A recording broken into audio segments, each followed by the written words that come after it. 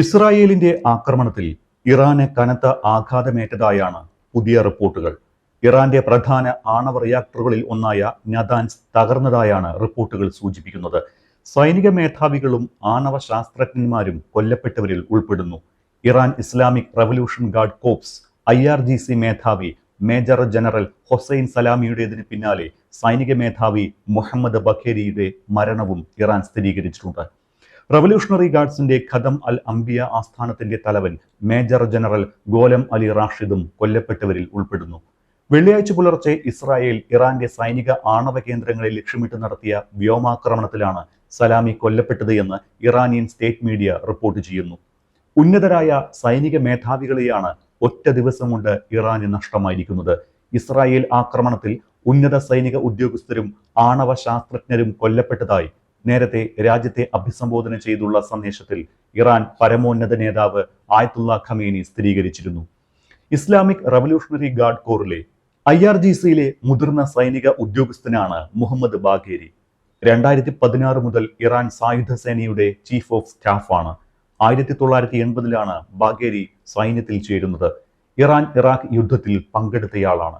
2022-23 ഇറാനിൽ നടന്ന ജനകീയ പ്രതിഷേധത്തിനിടെ മനുഷ്യാവകാശ ലംഘനങ്ങൾ നടത്തിയെന്നാരോപിച്ച് ബാഖേരിക്ക് US, Canada, UK, European union എന്നിവർ ഉപരോധം ഏർപ്പെടുത്തിയിരുന്നു. മുഹമ്മദ് ബാഖേരിയുടെ മൂത്ത സഹോദരനും IRGC കമാൻഡറുമായ ഹസൻ ബാഖേരി ഇറാൻ ഇറാഖ് യുദ്ധത്തിൽ കൊല്ലപ്പെട്ടിരുന്നു. നേരത്തെ തന്നെ ഇറാനെ ഇസ്രായേൽ ആക്രമിക്കുമെന്ന് റിപ്പോർട്ടുകൾ ഉണ്ടായിരുന്നു. ഏതാനും ദിവസങ്ങളായി അമേരിക്കയുടെ സമ്മതമില്ലാതെ ഇസ്രായേൽ ഇറാന്റെ ആണവ കേന്ദ്രങ്ങൾ ആക്രമിക്കാൻ തീരുമാനിച്ചേക്കുമെന്ന് നേരത്തെ US-ന്റെ ഇന്റലിജൻസ് റിപ്പോർട്ട് ചെയ്തിരുന്നു.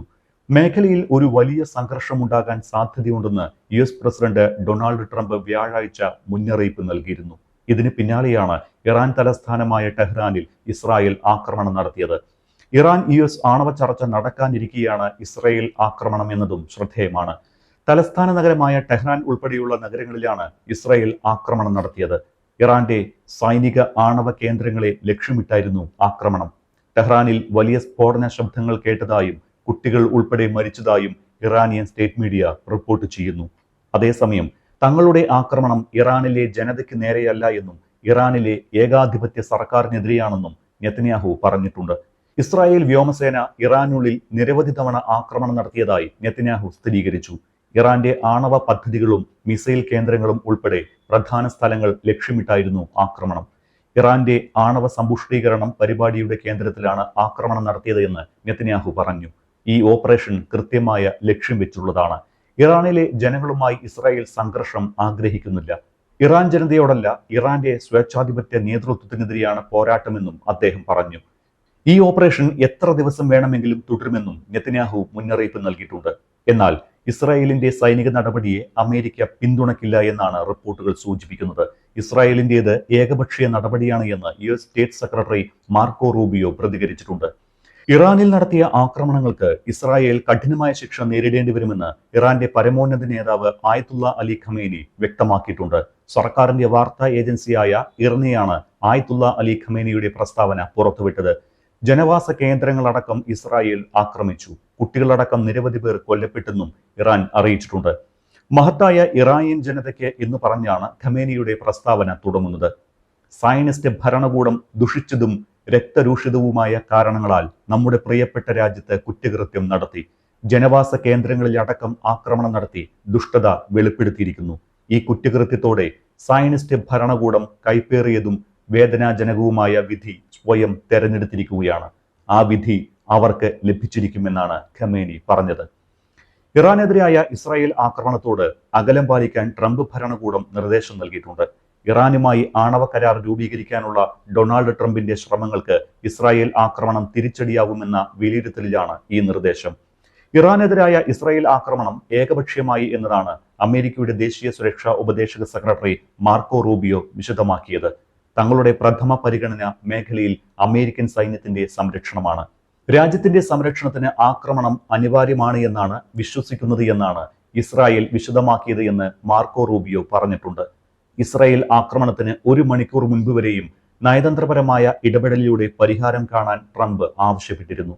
അന്താരാഷ്ട്ര ആണവ ഊർജ്ജ ഏജൻസി വ്യാഴാഴ്ച ഇറാനിൽ 20 വർഷത്തിനിടെ ആദ്യമായി ആണവ പദ്ധതികളുടെ വ്യാപനത്തിൽ നയം തെറ്റിച്ചുവെന്ന് വിശദമാക്കിയപ്പോഴും ആണവ പദ്ധതികൾ സമാധാനപരമായ ആവശ്യങ്ങൾക്ക് വേണ്ടിയുള്ളതാണ് എന്നാണ് ഇറാൻ വാദിച്ചത്.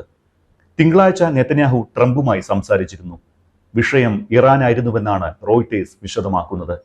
ഇറാന്റെ പ്രത്യാക്രമണം മേഖലയിലെ അമേരിക്കൻ സൈനികർക്ക് വെല്ലുവിളിയാകുമെന്ന വിലയിരുത്തലിലാണ് അമേരിക്കൻ ഇന്റലിജൻസ് ഉള്ളത്. ആക്രമണ സാധ്യതയുടെ പശ്ചാത്തലത്തിൽ ഇറാഖിലെ ചില ജീവനക്കാരെ ഒഴിപ്പിക്കാനും പെന്റഗൺ അനുമതി നൽകിയിരുന്നു. മിഡിൽ ഈസ്റ്റിൽ നിന്നും സൈനിക കുടുംബാംഗങ്ങൾക്ക് പിന്മാറാനുള്ള അനുമതിയും പെന്റഗൺ നൽകിയിട്ടുണ്ട്. അതിനിടെ ഇസ്രായേലിന് നേരെ ഇറാൻ തിരിച്ചടി തുടങ്ങിയതായി റിപ്പോർട്ടുകൾ വരുന്നുണ്ട്. ഇസ്രായേൽ ലക്ഷ്യമാക്കി ഇറാൻ നൂറുകണക്കിന് ഡ്രോണുകൾ വർഷിച്ചതായി അന്താരാഷ്ട്ര മാധ്യമങ്ങൾ റിപ്പോർട്ട് ചെയ്തു. കഴിഞ്ഞ മണിക്കൂറിനുള്ളിൽ ഇറാൻ ഇസ്രായേലിലേക്ക് 100-ലധികം ഡ്രോണുകൾ വിക്ഷേപിച്ചതായി IDF വക്താവ് എഫി ഡ്രെഫ്രിൻ വാർത്താ സമ്മേളനത്തിൽ അറിയിച്ചു. എന്നാൽ ഈ ഡ്രോണുകളെല്ലാം പ്രതിരോധിച്ചുവെന്നാണ് ഇസ്രായേലിന്റെ വാദം. ഇറാനിൽ നിന്ന് പ്രത്യാക്രമണം ഉടൻ ഉണ്ടാകുമെന്നും കരുതിയിരിക്കണമെന്നും രാജ്യത്തുടനീളം ഇസ്രായേലും മുന്നറിയിപ്പ് നൽകിയിരുന്നു. നിർദ്ദേശത്തിന് പിന്നാലെ പ്രധാനപ്പെട്ട ഇസ്രായേൽ മേധാവികളെല്ലാം ബങ്കറുകളിലേക്ക് മാറി. ഏത് സമയത്തും ആക്രമണം ഉണ്ടാകുമെന്നും കരുതിയിരിക്കണമെന്നും ജനങ്ങൾക്ക് മുന്നറിയിപ്പ് നൽകിയിരിക്കുകയാണ്. ആശുപത്രികളെല്ലാം സജ്ജമാക്കാനും നിർദ്ദേശം നൽകിയിട്ടുണ്ട്. സൈനിക മേഖലയിലെ ഡോക്ടർമാരടക്കമുള്ള ആരോഗ്യ പ്രവർത്തകരോടെല്ലാം തിരിച്ച് ഡ്യൂട്ടിയിൽ കയറാനും നിർദ്ദേശം നൽകിയിട്ടുണ്ട്. ഇറാന്റെ പ്രതികരണം ഇസ്രായേലിൽ വൻ നാശനഷ്ടങ്ങൾക്ക് കാരണമാകുമെന്ന് US മുന്നറിയിപ്പ് നൽകിയതായി റിപ്പോർട്ടുകൾ പുറത്തുവരുന്നുണ്ട്.